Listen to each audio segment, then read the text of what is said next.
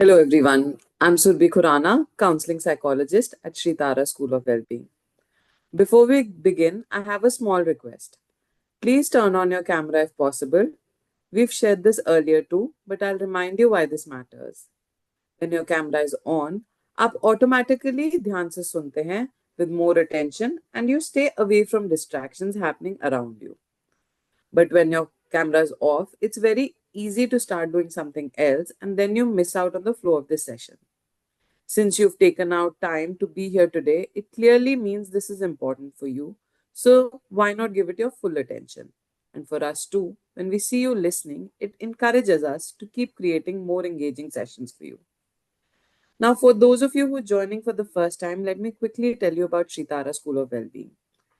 This was founded in 2019 by Mrs. Shanti Pahwa, who's a retired associate professor from Delhi University and also a life coach. With her vision, Sri Tara became a place where people can find guidance, support, and practical tools to live with more clarity and awareness. At Sri Tara, we are a team of psychologists, counselors, and life coaches. Together, we work with one simple mission to help you experience life in a better way, whether it's understanding your emotions, dealing with stress, improving relationships, or just learning how to connect with yourself more deeply. We believe that healing starts from within. Now let's talk about today's session जिसका topic है You cannot control the other person, but you can heal yourself. In relationships and in life, many of us struggle with the same questions. Why doesn't the other person listen? Why does communication break down even when intentions are good? Why do conflicts repeat even when we feel we're doing everything right? In today's question and answer session, we explore these everyday struggles through real experiences, simple metaphors, and honest reflections. This is not about blaming the other person or fixing them, but about understanding where change is actually possible and where responsibility truly lies. Now, the first question someone has asked is relationship में आने से पहले ये जानना बहुत जरूरी होता है कि हम क्या चाहते हैं, लेकिन अगर हमें खुद क्लियर भी हो कि हम क्या चाहते हैं तो भी बात तभी बनेगी जब पार्टनर भी तो उस बात को समझे। और यहाँ हाल ये है कि समझना तो दूर, कभी कभी पार्टनर के साथ बेसिक कॉन्वर्सेशन भी नहीं हो पाती, तो फिर खुद को समझ लेने से भी क्या फायदा।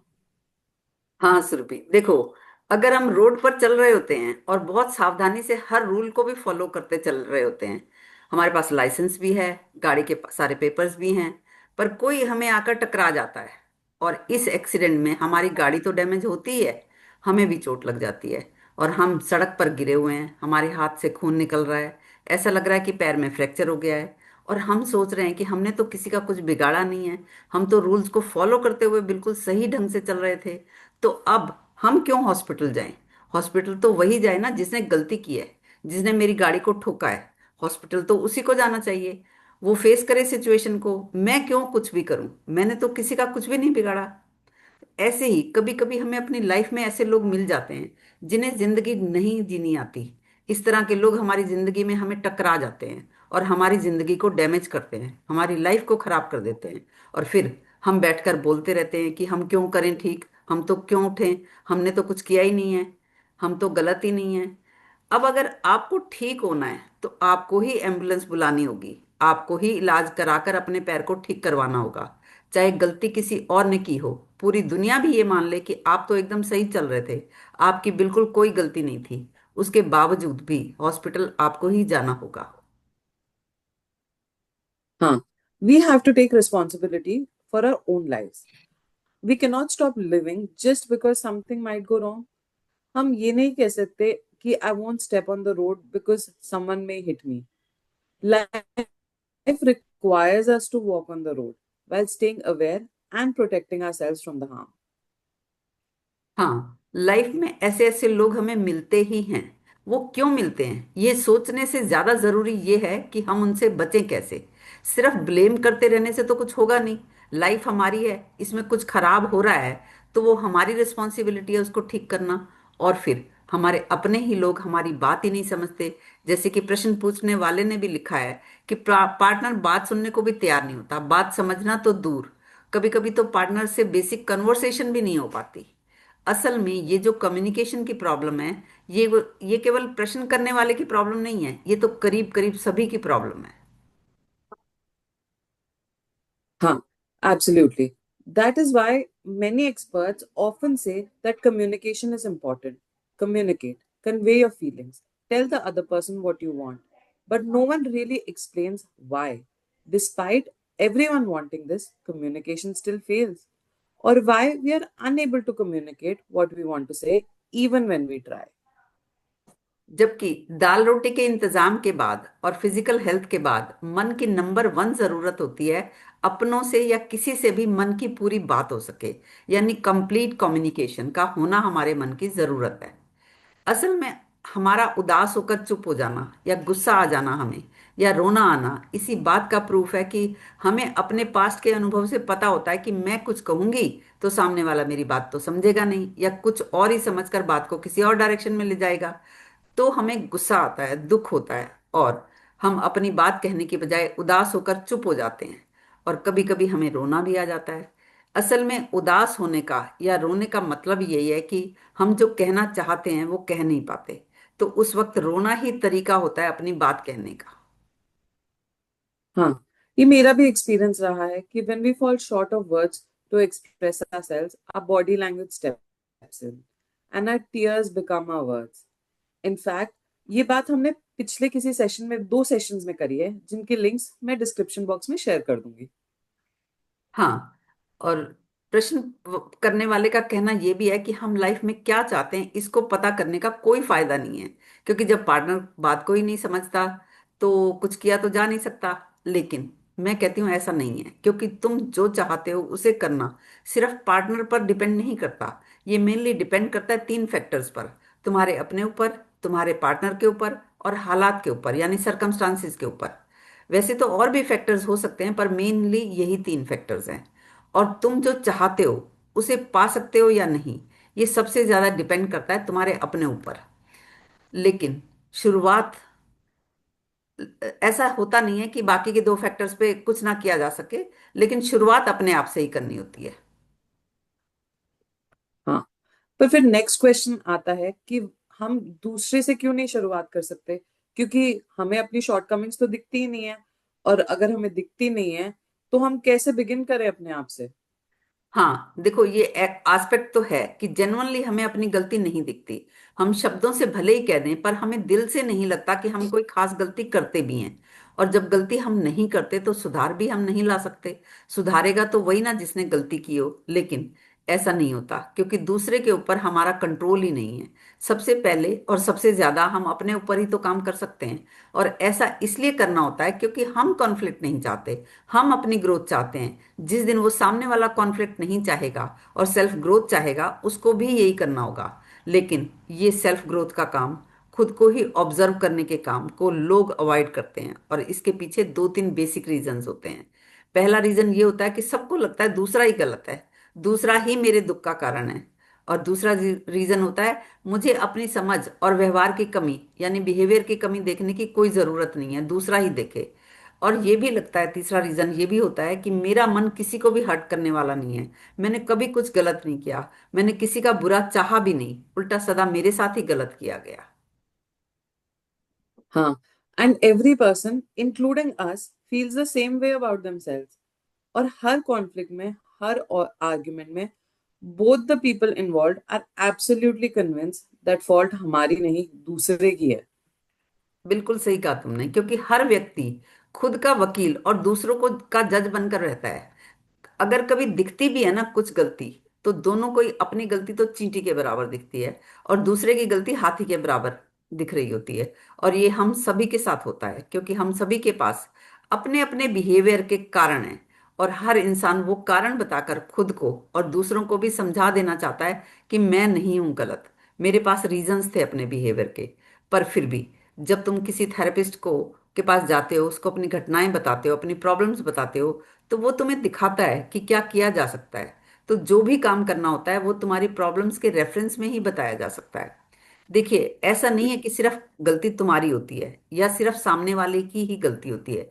गलती किसी की भी हो, दोनों की हो या किसी एक की हो या किसी की भी ना हो, काम उसी को करना होगा जो हालात को, चीजों को सुधारना चाहता है, जो सेल्फ ग्रोथ चाहता है, काम उसी को करना होगा। फिर next question is, but even after all our efforts, अगर partner is still not willing to listen to us, then कैसे कोई सोल्यूशन निकलेगा? असल में होता क्या है कि हम अपनी प्रॉब्लम्स के सॉल्यूशंस अपने हिसाब से चाहते हैं। जो हमने सोचे हुए होते हैं, हमें वही सॉल्यूशन चाहिए होते हैं। जैसे कि हम सबको लगता है कि मेरा स्पाउस मेरी बात ही नहीं सुनता। अगर वो सुन ले, समझ ले और जैसा मैं कह रही हूँ वैसा ही कर ले तो फिर प्रॉब्लम सॉल्व हो ही जाएगी। तुम्हें लगता है कि सॉल्यूशन तो सिर्फ यही है, लेकिन असल में सॉल्यूशन ये है ही नहीं। सॉल्यूशंस हैं, लेकिन वो तुम्हारी सोच के दायरे से बाहर हैं।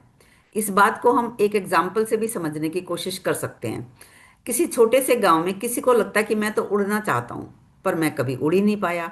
उसे लगता है कि दुनिया इतनी आगे बढ़ गई है तो लोग उड़ते ही होंगे, लेकिन मैं तो उड़ नहीं पाता। तो इंसान अगर इस बात को अपनी प्रॉब्लम बना ले कि मैं तो जिंदगी भर उड़ ही नहीं पाया, तो उसकी ये प्रॉब्लम तो तभी खत्म हो सकती है ना जब वो उड़ना सीख जाए। अब वो तो हो नहीं सकता, फिर किया क्या जा सकता है? असल में जैसे ही वो वास्तविक कारण जानता है ना कि ना उड़ सकने के, वो जान लेता है कि कभी कोई उड़ नहीं सकता, कभी कोई उड़ा नहीं, ऐसा कोई तरीका ही नहीं है कि उड़ना सीखा जा सके, तो उसकी प्रॉब्लम उड़ने की गिर जाती है, खत्म हो जाती है। ऐसे ही हमें लगता है कि हमारा स्पाउस हमारी बात मान ले तो सब ठीक हो जाएगा, जो कि हो ही नहीं सकता। कोई भी किसी की हर बात मान नहीं सकता, हम भी नहीं मानते। हालांकि शुरू शुरू में हर कपल में दोनों ही सोचते हैं कि एक दूसरे की बात मानेंगे, एक दूसरे को खुश रखेंगे। दूसरे को खुश रखने का उनका मतलब सिर्फ यही होता है कि ये जैसे कहेंगे मान लेंगे, जिसमें इनकी खुशी होगी वही करेंगे। ये इतनी छोटी सी सिंपल सी तो बात है, और शादी से पहले उनको वो सब बेवकूफ लगते हैं जो लड़ रहे होते हैं। सभी को लगता है कि हम तो नहीं लड़ेंगे। और शादी से पहले या शुरुआती दौर में दोनों को मजा भी आता है कि एक दूसरे की बात मानने में। दोनों बड़े उत्साह से एक दूसरे से पूछते भी हैं कि अच्छा तुम बताओ क्या करना है, जैसे तुम कहो वैसे कर लेते हैं। दोनों को लगता है यही तो शादी के बाद करना होगा, लड़ाई ना होने के लिए। फिर जब शादी हो जाती है तो दिन रात का लंबा साथ, ढेर सारी कॉमन बातें, कॉमन इश्यूज हो जाते हैं। और तुम्हें पता ही नहीं लगता जैसा कहोगे वैसा कर लेंगे वाली फीलिंग कब बदल कर फीलिंग बन जाती है मेरी तो मान ही नहीं जाती, हमेशा दूसरे की ही चलती रहती है। हाँ, you're absolutely right. We often don't even realize कि कब हमारी फीलिंग्स चेंज हो जाती हैं, कैसे चेंज हो जाती हैं, और क्यों चेंज हो जाती हैं। हाँ, इस फीलिंग्स चेंज होने के दो कारण हैं। एक तो ये कि वक्त के साथ साथ इश्यूज बढ़ते रहते हैं, और कभी कभी एक दो इश्यूज भी जब अनरिजॉल्व रह जाते हैं तो बार बार रोज रोज वही दिक्कतें आती हैं। तो इंसान अनअवेयरनेस में देख ही नहीं पाता कि ये वही इश्यूज सामने आ रहे हैं, क्योंकि इन पर काम नहीं किया गया। हमें लगता है कि बहुत सारी दिक्कतें हैं, बहुत ज्यादा इश्यूज हैं। असल में इश्यूज ज्यादा नहीं होते, वही वही इश्यूज ज्यादा बार सामने आने लगते हैं। और दूसरी बात, हमारे ब्रेन की ये भी आदत होती है कि वो पुरानी बातों को भूलता है, और इसलिए वो बहुत बाहर कह देता है कि पहले तो ऐसा नहीं होता था, अब तो बहुत ज्यादा परेशानियां हैं, अब तो बहुत ज्यादा दिक्कतें हैं। हमारी ब्रेन की आदत है जो बीत गया उसे वो ज्यादा नहीं लगता, इसलिए जर्नलिंग करना यानी लिखना बहुत जरूरी है। खैर, हम बात कर रहे थे कि किसी की भी सारी बातें तो मानी नहीं जा सकती। तो अब किसकी कितनी मानी गई, कितनी नहीं मानी गई, इसका हिसाब कोई ठीक ठीक रख भी नहीं पाता। 10 बातें मानी हुई जीरो हो जाती हैं एक बात के ना मानने पर। और दोनों की यही फीलिंग होती है कि मेरी तो मानी नहीं जाती। इसलिए करीब करीब हर घर से आवाजें आती हैं, तुम्हें अकल नहीं है क्या? एक बार में बात समझ नहीं आती आपको? जब देखो बहस करती रहती हो, तुम्हें पता नहीं लगता क्या? या फिर आवाजें ऐसी भी आती हैं, क्या है हमेशा अपनी ही चलाते रहते हो, कभी तो मेरी भी मान लिया करो। जब देखो डांटते ही रहते हो। प्यार से नहीं कह सकते थे, मैं भी तो इंसान हूं, मेरा भी मन है, कभी तो मेरी भी मान लिया करो। On the other side, the other person feels कि I have explained myself so much and still nothing I say is being understood or accepted. Then they move in the opposite direction and think, if even after doing so much, you still can't see it, then now I don't want to accept or say anything at all. हाँ, actually दूसरे की बात ना आप कितनी मान सकते हो और कितनी नहीं मान सकते, कौन सी बात माननी है, कौन सी नहीं माननी, कैसे डिसाइड करोगे? कैसे तुम्हारी मानी हुई बातों का ढेर किसी एक ना मानी हुई बात से उड़ जाता है? इन सभी बातों को समझना ही इस समस्या का, इस प्रॉब्लम का सॉल्यूशन है। यहाँ एक और समझने की बात ये भी है कि क्या बेसिस है तुम्हारी प्रॉब्लम्स के। जैसे तुम इमेजिन कर लो कि एक इंसान जो तुम्हारा हस्बैंड है वो मेरी हर फीलिंग समझेगा, तो ये तुम्हारी इमेजिनेशन थी, रियलिटी नहीं थी। ये तुम्हारी इमेजिनेशन थी कि मैं अपने हस्बैंड की हर बात मानूंगी या मेरा हस्बैंड मेरी हर बात मानेगा। हम हर बात एक दूसरे से शेयर करेंगे, हम दोनों कभी नहीं लड़ेंगे। मैं सारी बात अपने हस्बैंड की मान लूंगी तो लड़ाई होगी कैसे। ये सब की सब इमेजिनेशंस हैं, ऐसा होता नहीं है, ऐसा हो ही नहीं सकता। Hmm. But everyone feels that it is always me who agrees to everything my partner says. कभी हैप्पीली अग्री करते हैं, कभी कंपल्शन से अग्री करते हैं, पर अग्री तो मैं ही करती हूँ हमेशा। ये ना बहुत बड़ी गलतफहमी होती है और करीब करीब हर कोई इस गलतफहमी का शिकार है। तुम एक हफ्ता हिसाब रख कर देखो, तुम्हें दिख जाएगा कि ऐसा है ही नहीं, ऐसा हो ही नहीं सकता। अगर है तो चमत्कार से कम नहीं। जब तुम थोड़ा सा भी रेजिस्ट करके या यूं कहीं अपना ओपिनियन देकर कि मुझे आपकी बात सही तो नहीं लग रही फिर भी मैं आप कहते हो तो मान लेती हूँ, वो ओपिनियन चाहे वर्ड्स में बताओ या अपने एक्शन से या अपनी बॉडी लैंग्वेज से या शक्ल से या बर्तन फेंक कर या दरवाजा जोर से बंद करके, सामने वाले को समझ आ ही जाता है। और वो इस मानने को मानना कहेगा ही नहीं, उसे अपनी बात मनवाने का मजा ही नहीं आया, ये बात उसे मानी हुई लगती ही नहीं है। अब अगर इस एक प्रॉब्लम को पकड़ लो और इस पर काम करो तो ये प्रॉब्लम तुम्हारी खत्म हो सकती है। जैसे कि अगर तुम्हारी प्रॉब्लम हो कि मेरी तो कोई बात मानी नहीं जाती, तो अब तक की समझ के हिसाब से तो ये प्रॉब्लम तभी खत्म हो सकती है ना जब तुम्हारी हर बात मानी जाने लगे। मगर इस समझ से तुम्हें दिखाया गया इस प्रॉब्लम का बेसिस, इस प्रॉब्लम के रीजंस, और ये दिखने से ये मिट जाती है तुम्हारी प्रॉब्लम, मिट जाती हैं तुम्हारी दिक्कतें, गिर जाते हैं तुम्हारे प्रश्न। क्योंकि बदलेंगे, तुम्हारे सोचने का तरीका बदलेगा, बदलेंगे तुम्हारे विचार। और हम दुनिया में बाद में जीते हैं, पहले अपने भीतर जीते हैं। बाहर जो भी करते हैं उसका जन्म पहले भीतर होता है। तो बाहरी बदलाव तभी हो सकता है जब भीतर कुछ बदले। Hmm. At the heart of all these questions, एक simple truth है कि when we cannot control others, but we can work with ourselves. Life will bring people, situations, and collisions that may not be fair or expected. Even then, healing, growth, and responsibility remains in our hands. Communication fails not because we don't try, but because our expectations, unspoken beliefs, and emotional wounds quietly shape how we listen and speak. जब words fall short करते हैं, emotions बोलते हैं. And when we begin to see these patterns clearly, solutions shift from changing others to understanding ourselves. Inner clarity always comes before outer change. Now, in the end, what you must do, I will tell you in four simple points. Number one, stop waiting for the other person to understand you. Make a conscious decision today that my peace will not depend on someone else changing. Number two, observe your patterns, not your partner. For the next 7 days, notice what triggers me again and again. Where do I react the same way every time? Number three, redefine what good communication means. Success is not agreement, success is clarity. If you have expressed yourself honestly and calmly, you have done your part. Number four, take responsibility for your healing. Even if the mistake was not yours, even if the other person never accepts it, your healing, boundaries, and growth are still your responsibility.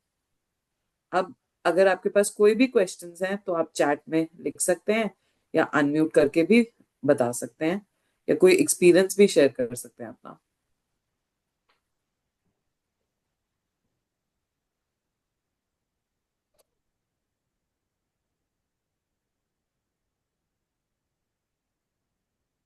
किसी ने relate करा आज के talk से, कुछ उसी के बारे में बात करनी हो?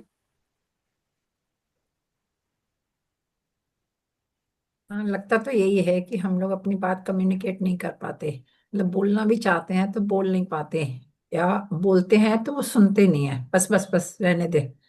तो उस सिचुएशन में क्या किया जाए?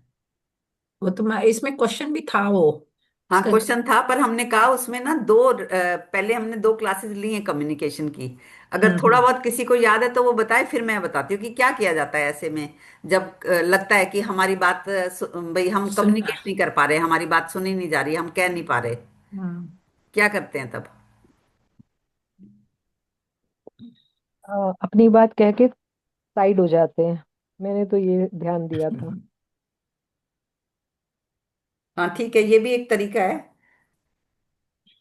देखो, इसमें ना दो तीन स्टेप्स होते हैं। पहले तो ना बात को सुनना सीखना पड़ता है। पहले हम बात को पूरी तरह से सुनते भी नहीं थे। हम चाहते हैं हमारी बात सुनी जाए, पर हम नहीं सुन रहे। अगर हम पूरी तरह से सुने सामने वाले की बात, उसको सम अप करें कि आप ये कहना चाहते हो, तो बहुत चांसेस बन जाते हैं कि सामने वाला भी सुन लेता है। हम उसकी सम अप भी नहीं करते और अपना ना सुनना भी नहीं देखते। ठीक है। और फिर ना हमें जब अपना ना सुनना दिख जाता है ना, कि भाई हम भी ऐसे ही हैं कि नहीं सुनते इनकी बात, हमें लगता है कि हम सुनते हैं, पर हम सुनने का मतलब ये लगाते हैं कि हमारी बात मानी जाए। सामने वाला भी यही कर रहा होता है। तो सुनना एक अलग एस्पेक्ट है और मानी जानी एक अलग एस्पेक्ट है। ये इसका एक मतलब जिसे कहते हैं ना रूट कॉज है। जब तुम ये समझ जाते हो ना, जैसे मैं कह रही हूँ ना, प्रॉब्लम के सीधे सीधे हल नहीं है कि जो तुम चाह रहे हो, जो तुम चाह रहे हो कि कम्युनिकेट हो जाए मेरी बात, तुम ये चाह रहे हो, पर ये कम्युनिकेट नहीं हो रही, इसके रूट कॉज देखो, उस पे काम करो। तो तुम्हारे को फिर तुम, जैसे प्रीति कह रही है ना कि अपनी बात कह के साइड हो जाते हो, क्योंकि तुम्हें पता होता है कि भाई मैं भी नहीं सुनती, और ना सुनना एक नॉर्मल सी बात है, कोई भी नहीं सुनता। तो फिर तुम ना प्रेशर नहीं लगाते, तुम कोशिश नहीं करते। तुम्हारा दुख कब होता है तुम्हें? जब तुम पत्थर से सिम मार रहे हो कि हमारी बात सुनी जानी चाहिए और वो सुन नहीं रहा। पर अगर तुम्हें ये पता लग जाता है कि ना सुनना एक नॉर्मल सी बात है, हम भी नहीं सुनते थे और अभी भी कुछ सुनते हैं कुछ नहीं सुनते, तो तुम्हें उनका ना सुनना कुछ ज्यादा वो बुरा भी नहीं लगता। और फिर तुम अपनी बात ना सहज वे में कह देते हो, और सिर्फ वही बात कहते हो, उसके आसपास बहुत कुछ नहीं लगाते कि आप तो हो ही ऐसे, मेरी तो बात ही नहीं सुनते, हमेशा ऐसे करते हो, मैं कितनी बार कह चुकी हूँ, ये चीजें नहीं लगाते हो तुम। तो वो बात जो कम शब्दों में कही जाती है ना, फिर वो इफेक्टिव, बार बार कही जाए और कम शब्दों में कही जाए, वो ज्यादा इफेक्टिव होती है। रीजन समझ के की जाए कि क्यों कम्युनिकेट नहीं कर पा रहे हम। और कोई एस्पेक्ट, किसी का एक्सपीरियंस? हाँ, मुझे लगता है कि हम क्या कहते हैं ना, हम जो सोच रहे होते हैं वही आपने जो बोला सेम, कि हम बोलना तो चाहते हैं लेकिन हम ये देखते भी नहीं कि सामने वाला सुन रहा है, हमें सुनना चाहता है, इस टाइम नहीं सुनना चाहता, लेकिन हमें बस बोलना है। और कई बार जो बोलना चाहते हैं वो बोलते भी नहीं है, मतलब कुछ और ही बोल के आते हैं। तो वो और काम बिगाड़ता है मतलब। या फिर कई बार नोटिस करो कि वो सुन भी नहीं रहा, और हम बोले जा रहे बोले जा रहे बोले जा रहे, हम उसको बोल भी नहीं रहे भाई सुन। मतलब हमें उसको बोलना तो पड़ेगा, हमारी तरफ अटेंशन दे के सुन। तो वो हम बिना उसकी अटेंशन लिए ही बोल रहे हैं, तो वो नहीं सुनेगा। हाँ, वही और वो जैसे पहली पौधा बात लगाने आपकी के लिए बिल्कुल ठीक जमीन है। तैयार हाँ। करनी होती है ना, सामने वाले को एक तरह से यस। तैयार करना होता है। उस तैयारी में यही होता है कि उसकी बात पहले पूरी सुनो, उसको यस समराइज यस। करो, फिर उससे पूछो मैं अपनी बात बोलूं अब, आप सुनोगे? यस। वो कहता है नहीं, तो छोड़ दो उस बात को, कोई बात नहीं। जब वो सुन ही नहीं रहा तो वो मना ही कर रहा है साफ साफ, तो कहनी क्यों है हमें उसकी उससे बात? पर ऐसे में कई बार बच्चों के साथ दीदी नहीं रुका जाता। तो देखो, बच्चे जब तक डिपेंडेंट हैं तब तो रुकने की जरूरत भी नहीं होती। पर फिर वही बात है कि बात सिर्फ बात कहो, अपने टॉपिक पे रहो, तुम इधर उधर की बातें नहीं कहो, ब्लेम मत करो उन्हें, अपनी बात हम्म। कहो। और जब बच्चे बड़े हो जाते हैं तो तुम्हें बोलने का कोई अधिकार भी नहीं है ज्यादा, कि भाई वो सुन नहीं रहे। जब वो एडल्ट हो गए, तुम भी एडल्ट हो गए, तो वो बच्चे नहीं रहे। तुम उन्हें बच्चा नहीं कह सकते, वो दो एडल्ट्स के बीच की बात है, कम्युनिकेशन है। वो वही तरीका है, उनकी बात सुनो, समराइज करो, उनसे इजाजत लो कि अब हम कहें तुम सुनोगे। एक्चुअली वो अपनी जगह ना राइट होते हैं, मैं ये नहीं कह रही कि बिल्कुल राइट होते हैं, उनके पास पूरे इवन अब तो डाटाज भी होते हैं कि ये फैक्ट है हमारा, ये गूगल भी यही कह रहा है, आप पता नहीं कौन सी बात कर रहे हो, ऐसे भी फैक्ट्स आते हैं सामने। हाँ बिल्कुल, यही तो मैं कह रही हूँ, अब वो तो एडल्ट है, अब उसके पास भी पूरे इंफॉर्मेशन है, पूरा ज्ञान है उसके पास आपको देने के लिए। तो आपने हाँ। बच्चा नहीं कह सकते। अब दो एडल्ट्स के बीच में बात करनी है आपने। हम्म, तो फिर ऐसे में लगता है यार हम मतलब कई बार लगता है कि हाँ सही तो कह रहे हैं बच्चे, तो चुप ही होना पड़ता है, ठीक है। नहीं नहीं, पहले ना पहले कंप्लीटली उनकी सुनो, जो वो सुना रहे आराम से, फिर बोलो अब मैं बोलती हूँ, मेरी सुनो अब ध्यान से। पहले उनकी कंप्लीट हो जाने तो फिर अपनी सुनाओ। फिर जो बच्चों को समझ आएगा तो वो मान जाएंगे, अगर नहीं समझ आएगी हमारी उनको राय तो ठीक है, वही फिर करो जो करना है। पर यहाँ पे एक चीज आती है, राय तो उन्हीं की होती है पर हमारा दिल नहीं मानता ना। नहीं तो वही बात है ना, देखो फिर हम क्या कर सकते हैं, हम उनको बता सकते हैं भाई मेरी ये राय है, अगर उनको ठीक लगेगी तो अच्छी बात है, नहीं लगेगी तो ठीक है, वही फिर करो जो तुमने करना है। दिल नहीं बस मानता ना जिसका, फिर उसको खुद इलाज कराना पड़ेगा अपने दिल का। हाँ ये मतलब ये वही मैं ना बोल रही हूँ। मानने वाले की प्रॉब्लम है। हाँ मैं इसलिए वही बोल रही हूँ, अपने को कैसे थोड़ा सा वहां उस समय तो जब हटा लेती हूँ, मैं जब हट प्रीति जाती हूँ। बात समझ में आ जाती है ना कि कम्युनिकेशन का नेचर ये है, हम भी नहीं सुनते थे, अभी थोड़ी बहुत सुनने शुरू करी है ना। और ना सुनना बहुत नॉर्मल बात है, ज्यादातर लोग यही कर रहे हैं, सब बताना चाहते हैं, समझाना चाहते हैं, खुद नहीं सुनते हैं। तो ये फिर एक एज फैक्टर भी होता है शांति जी, एक ना। एज फैक्टर भी होता है, और मेरे को तो हाँ, ये भी मतलब ये भी वो होता है कि आजकल की जेंजी ऐसी ही है मम्मा। तो फिर तो कोई ऑप्शन ही नहीं होता ना अपने पास कि हम क्या बोलें। अरे हर जमाने में लोग ऐसे थे, कभी कोई किसी की सुनना नहीं चाहता, सुनाना चाहता है। और नहीं सुनना एक नॉर्मल बात है। अगर तुम इस बात को, तुम्हें याद रह जाए, डाइजेस्ट हो जाए, तो तुम इतना कम बोलोगे कि बच्चे तुम्हारी बात को तरसेंगे, फिर वो तुम्हारी सुनेंगे। तुम इतना फालतू बोलते हो ना, इतना फालतू बोलते हो कि वो सब जरूरी बातें उनमें खो जाती हैं। ये बात सही कह रहे हो। और एरिस्टोटल कितने हजार साल पहले हुआ था, तो उसकी हम्म, बुक में 5 लाइनें कहीं मैंने पढ़ी थी। उसने यही लिखा है कि आजकल की युवा पीढ़ी जो है बिल्कुल बदतमीज होती जा रही है, बड़ों की बात नहीं सुनती। हजारों साल पहले भी उसने कहा आजकल की युवा पीढ़ी, तो वो इतने सालों बाद भी हाँ आज सब यही युवा कह रहे हैं पीढ़ी कि है। आजकल बात की पूरी, जेंजी एक्चुअली में वर्ड्स नए बात आ गए। बात पूरी सुनते हैं। एक्चुअली में उनके पास अपने सॉल्यूशन होते हैं, अपने रीजंस होते हैं कि ये आजकल ऐसा होता है तो हमें करना है। क्योंकि हम ये सोचते हैं ये कि जो आजकल की बात कर रही है ना प्रीति, ये हमारी माँ भी कहती थी हमारे लिए, जब आजकल के बच्चे ऐसे हैं। और जब हमारी माँ छोटी थी ना, उनकी माँ भी कहती थी। और हर आजकल जनरेशन कहती है, हर जनरेशन कहती है आजकल के बच्चे। नहीं, आजकल के बच्चे नहीं, वो कहते हैं आजकल ऐसे ऐसी जेंजी है तो हमें ये करना है। तो फिर हम, हाँ, हम चुप करके सुनना ही मेरे को लगता है ऑप्शन नहीं है, और कोई वो नहीं है। हाँ, चलिए ठीक है चलिए, फिर। हम हाँ ठीक है, बंद करते हैं। we'll meet again, another important conversation। कोई भी टॉपिक या क्वेश्चंस आपके मन में हो तो प्लीज हमें व्हाट्सएप पे शेयर कीजिएगा, ताकि हम वही नेक्स्ट मीटिंग में कर लें। Once again, thank you for joining us, for showing up for yourself, and for being a part of Shri Tara's community.